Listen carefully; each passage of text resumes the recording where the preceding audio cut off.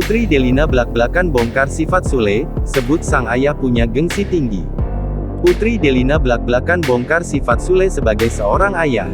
Putri Delina mengaku, ayahnya merupakan sosok yang pengertian, namun, memiliki gengsi yang tinggi.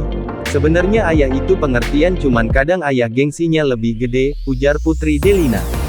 Padahal anak-anaknya itu nunggu gitu, nggak pernah bilang I love you, tutur Putri Delina, dikutip dari YouTube Maya ALELDULTV, Sabtu, tanggal 4 Juni tahun 2022.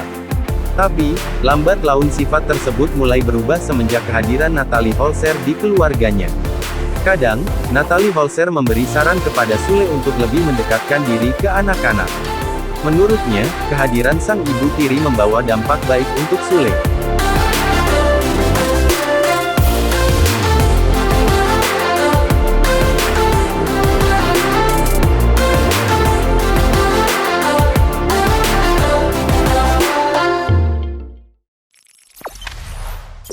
Jangan lupa subscribe, share, komen, dan like ya.